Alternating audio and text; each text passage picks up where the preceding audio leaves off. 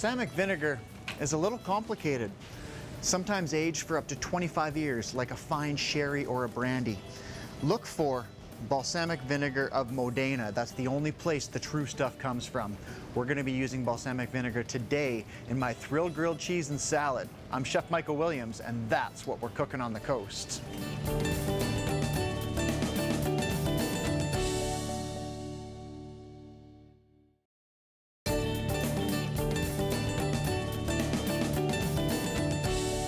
Today it's a twist on the grilled cheese sandwich. We call it our thrilled grilled cheese. It's a 24-hour no-knead bread, super simple.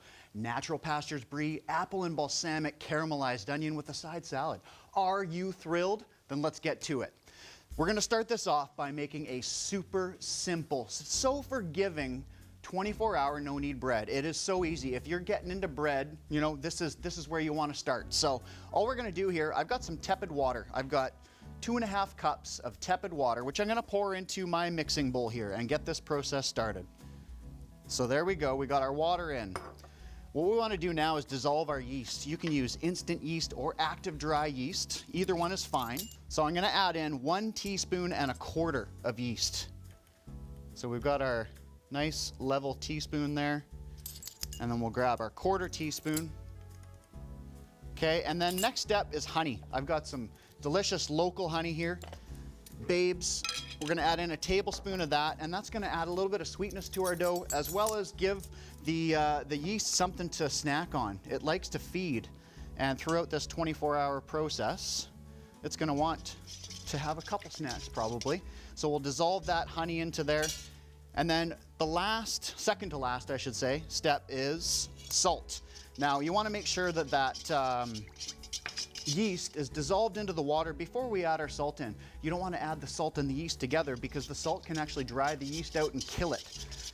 So there we go, we got most of the honey off the spoon there. And I'm gonna go ahead and add a couple teaspoons, I should say, not tablespoons, a couple teaspoons of salt.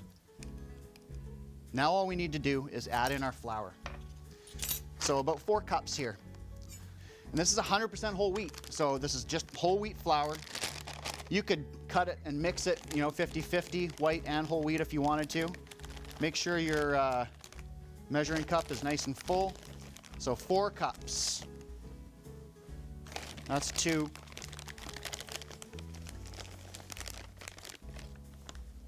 That's 3. And that's 4.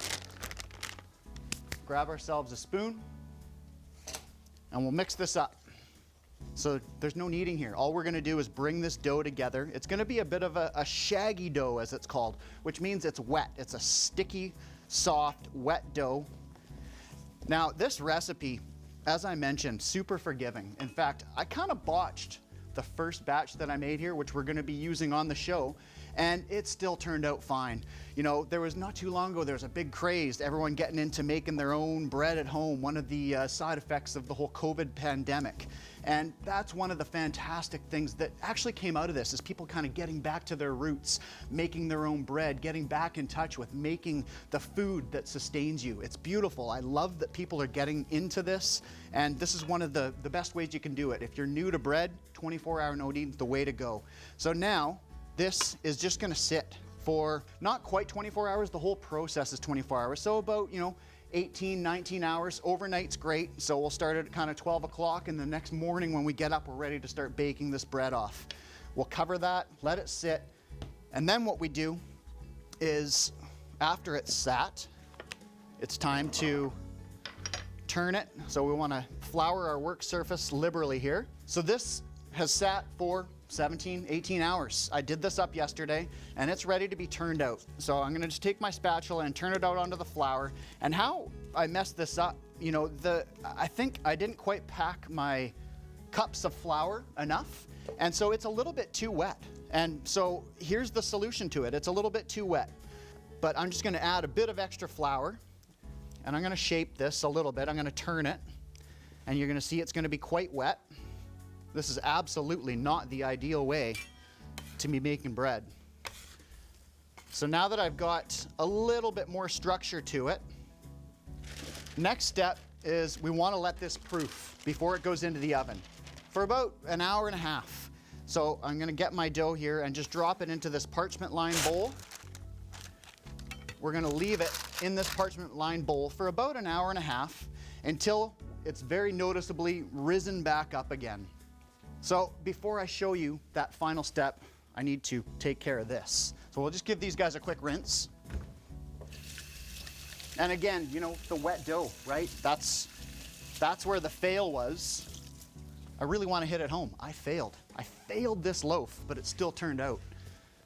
So that's gonna sit again until it's nicely proofed. Let's just, you know, pretend it's been an hour and a half and it has risen back up. Just before it goes into the oven, I might want to give it a nice little light dusting on top. And by the way, that proofing process, make sure you cover it. Let it sit covered loosely with a, you know, paper towel, or sorry, I should say a napkin or saran wrap, hour and a half. And then we come to the oven. I've preheated the oven to 470 degrees. Okay, so I'm gonna open this up, pull out my tray, and I'm not actually gonna do it, but I would then take this and drop it right into my hot, smoking hot casserole dish, put the lid on, and then that's gonna go into the oven for 30 minutes with the lid on. Then we'll take the lid off and let it go for another 25 to 30 minutes until it's cooked all the way through. How we end up, even if you failed, is just like this.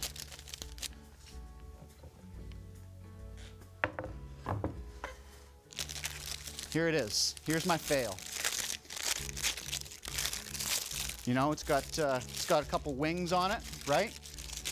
But once we get this parchment paper off, this loaf of bread, still warm out of the oven,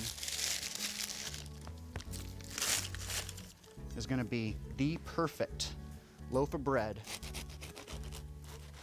Check that out, right? How's that for a fail? I'm actually quite happy with it. We'll be back later in the show to pull together our thrilled grilled cheese and salad. But before that, we're road tripping. See you after the break.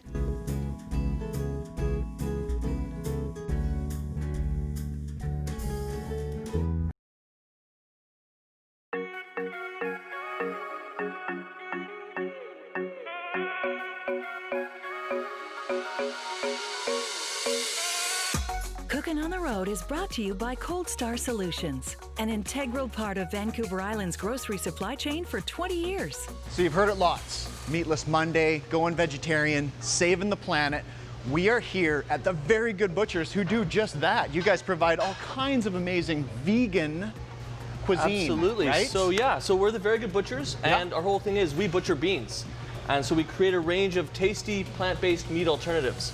So everything's 100% plant-based. It's made from beans, veggies, herbs and spices, a bit of wheat flour to blend it all together. Yeah. And we're kind of like your traditional butcher shop, but with a plant-based twist. You've got a fantastic spread here. Yeah. You guys have a pretty bustling business preparing foods for grocery stores, which you ship all over the place. So what's that all about? Yeah.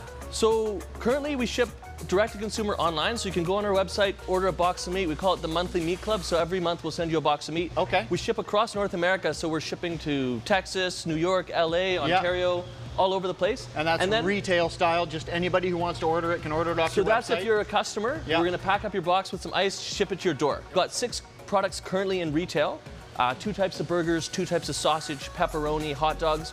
And then here at the butcher shop, we've got a few other more unique things which you're gonna get the chance to try today. We've got plant-based steak, we've got ribs, we've got a few different kind of unique cuts of meat. That's awesome. Yeah, so I've seen your products in Country Grocer when I've been shopping. I've always wanted to try them. We've got a beautiful array here.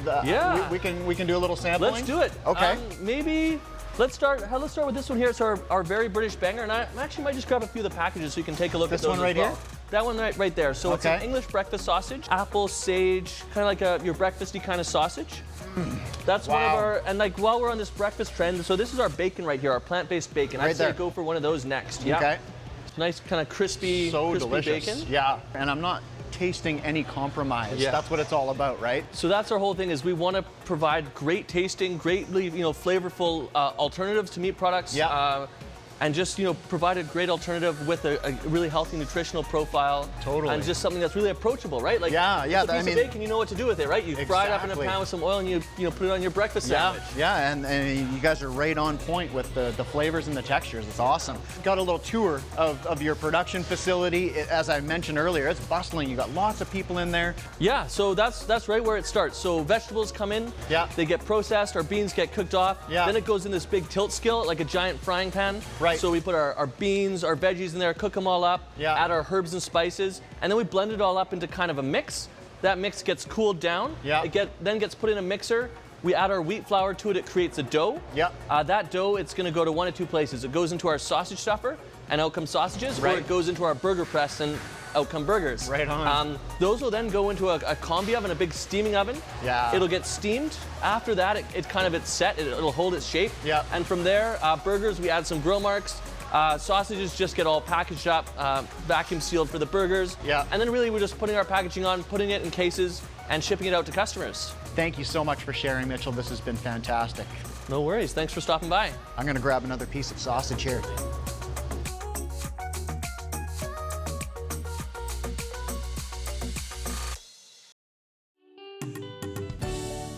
Back into our kitchen, we're pulling together our thrilled grilled cheese, 24-hour no-knead bread, natural pastures brie, apple balsamic caramelized onion. In fact, that's what I'm gonna get into right now, the apple balsamic caramelized onion. We're gonna start off by slicing some red onion. Now, this is a great way to get a really nice, consistent slice on a red onion. I'm gonna show you. It's a trick. You wanna see a trick? Let's go, let's do it. So I've got my knife, nice and sharp knife. As always, almost always, I start by cutting the top and the bottom off of my onions, and I cut it in half. So you can see here, we've got all these layers, right? Like, check that out. There's so many layers of the onion. I'm gonna peel it into sections of 2 or 3, and now I'm gonna slice. And by doing that, as opposed to just slicing, you know, the whole dome-shaped half here, we end up with, as you can see, some very beautiful, consistent, lovely shaped sliced onion. It's a nice julienne. And what that's gonna do is it's gonna give us just a little bit more of a consistent caramelization, and you know, it's gonna give us a nicer presentation. So say we wanted some really thinly sliced red onion in a salad, for example. You know, you can really take your time and get it super thin like this. Look at that, looking great. So there's our onions, red onion ready to go. I'm gonna bring out the mandolin. Some people are a little bit scared of this guy, and you know, for good reason. They can bite. They do like to bite. So you got to exercise, you know, extreme caution if you're going to use a mandolin. And you know what I'm about to do here, I'm not using the guard, and it very clearly says always use the guard. So that's for you. I'm not gonna listen, but I want you to always use the guard. I'm gonna bring that in like so. And you can see how quick and easy that is. Look at that. I've got a couple bites left on that apple for a snack later. Lots of apple here. Got enough onion. It's time to get this into the pan and start that sauteing process. Butter is ready to go into our pan. As you can see, that's a knob. That's a knob of butter right there, folks. That's the official term. As that butter comes to melt, we'll add in our apples and onions into the pan, and we'll let that do its thing. I'm actually just gonna quickly chop up some garlic first though, because I wanna get some garlic in there as well. Build some flavors, add some extra flavor in there. So I've got some almost peeled cloves here. 3 should do the trick, but you know what? You could add more if you wanted to. I'm a garlic lover. No need to cut them up too small. Nice big chunks of garlic is just a lovely thing. It's a great way to roll. We're keeping this recipe rustic. You know, we've got our beautiful loaf of homemade bread. In fact, let's move on to the bread. That's gonna do its thing for a little bit here. I'm gonna give it a bit of a toss here, actually. Get everything nicely, evenly mixed up. Okay, we'll let that continue on for a little while. In the meantime, I'm gonna grab some brie from the fridge. We've got some natural pastures, Comox Brie. Vancouver Island product, beautiful, beautiful brie. I love this stuff. Super creamy, it's award-winning. It's one of the best bries in the world. So we're just gonna bust this open. slice that. Grab our trusty bread knife once again. Bread knives work for cheese as well. Did you know that? Okay, we'll get a nice consistent slice on this. As you can see, it's not too thick, not too thin. Beautiful artisan-made product to go with our artisan homemade bread, right? Let's go ahead and grab our bread now and we'll get it buttered up. We'll get this ready to hit the pan as soon as our apple and onion is ready to go. So I'm gonna go ahead and spread butter on both sides of our bread here. The smells coming off those apples, onions, and garlic are already filling the room. It smells fantastic.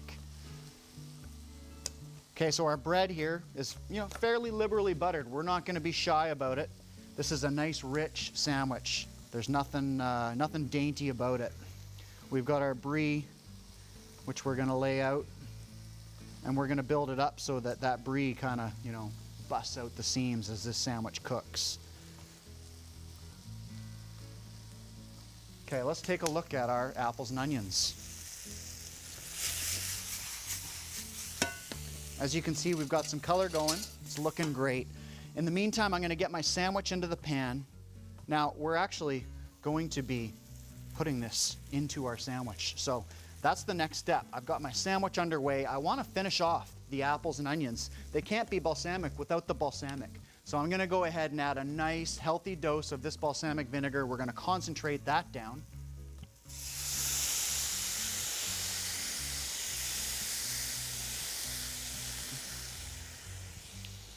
Let that kind of, become one with the apples, the onions, and the garlic. Oh, geez, this smells so good. I am so loving this. The flavor is going to be incredible. We don't want it too wet, so you can see it's drying out nicely. That balsamic is probably reduced by at least half. It's now ready. I'm just going to turn this off, and it's now ready to add into our sandwich. So I'm just going to add a healthy dose right on top here.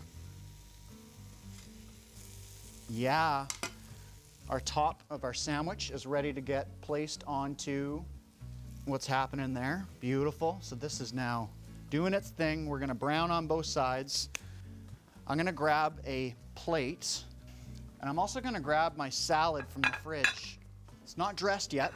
It's just a basic salad. As you can see, we've got some romaine, carrots, cucumber, red pepper. Our sandwich is gonna be ready for a flip soon, so I'm gonna keep an eye on that. Now, here's how we're gonna finish the salad off. It's so easy. A little bit of extra virgin olive oil. Some of the balsamic vinegar that we just used, we'll drizzle that on as well. A little bit of salt and pepper. And the beauty of this is we're multi-purposing our caramelized onions and apples, and we're gonna add them to our salad as well. So that is really gonna be a big flavor component with this salad. I'm gonna get a flip on my sandwich right now though, because it is absolutely ready, I can tell. Look at that. Yeah. Oh, smells incredible. So back to our salad, we've got some extra virgin olive oil. We've got our balsamic vinegar. We've got some of our extra caramelized onions and apples. I just need a little bit of seasoning in here, some salt and pepper, and that salad is done. So simple, yeah? Yeah. Our sandwich is also almost done. Let's go ahead and finish it off. One of the last steps here is to shave some Parmesan cheese on top. And we're gonna kind of crisp that up. So I've got my trusty fine shaving device here. That goes on top, and then just as that cheese is finished melting on the inside, we're gonna be ready to give that a flip and just caramelize that cheese as well. I'm gonna scoop up all of the extra little cheese bits in the pan first though.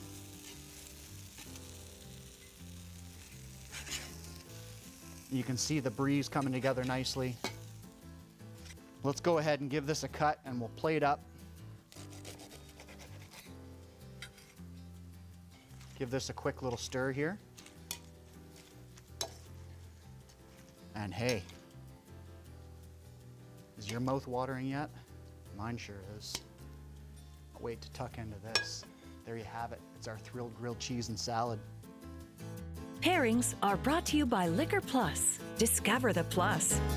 The perfect pairing makes any meal even more thrilling. With me now is Jordan from Ace Brewing. Thanks Howdy. for coming on down. Thanks for having me. Happy to be here. I'm excited. So I kind of gave you the lowdown on what I was going to create today. We made some homemade 24-hour no-knead bread. Definitely did. Got some natural pastures brie in there with some balsamic, caramelized apple and onion. So that's the grilled cheese sandwich. How did you decide to pair up this dish? Well, we brought our Spitfire Lager, which is kind of a classic German-style lager. I think it will pair well with a classic grilled cheese sandwich like this. Right on. So yeah, I can crack it here for you. Yeah, let's. I'm excited to taste this. You guys are a fairly new brewery. Like, I think you're one of Courtney's newest. Is that right? Yeah, we're one of Courtney's newest breweries up in the valley there. So yeah, I things have been love going the very brand. well. Love the labels. It's beautiful. Looking great. Shall we? Yeah, we sure. Cheers, shall. Jordan. Cheers.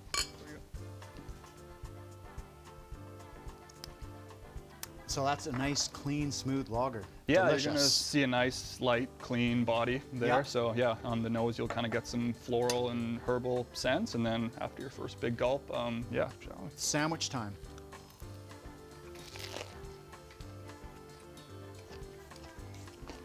That's good. Not your typical grilled cheese, right? No, definitely not. A little bit of an upgrade. I love But it. you know, I'm having a bite of this, and I'm already ready for another sip of this. Yeah, definitely. Hey? Yeah. Yeah, it's a super thirst-quenching beer, and I think with the grilled cheese sandwich, it kind of brings out some of the brie. You know what? I'm loving this pairing. Anything else you want to tell us about Ace Brewery before we enjoy the rest of our sandwich? Yeah, no kidding. Not too much. We kind of are running with a bit of an aviation theme up there to tie in with the air base. Right. So yeah, that's been working great for us. Yeah, so you know what? It actually, just by happenstance, Natural Pastures Brie, which is in the Comox Valley. You guys are in the Comox Valley. This is absolutely a match made in heaven, wouldn't you say? Yeah, it's definitely nice. And in the valley, there's a nice local flair with everyone. Everyone's kind of very receptive to everyone and helping each other out. So yeah, this is really cool to pair a Courtney local beer with a Courtney local cheese. Totally. Yeah. Cheers to that. Thank you kidding. so much for coming down, Jordan. Definitely. Check out our website where you'll find the details and the recipe on today's show. I'm Michael Williams, and don't forget, dinner's better when we eat together.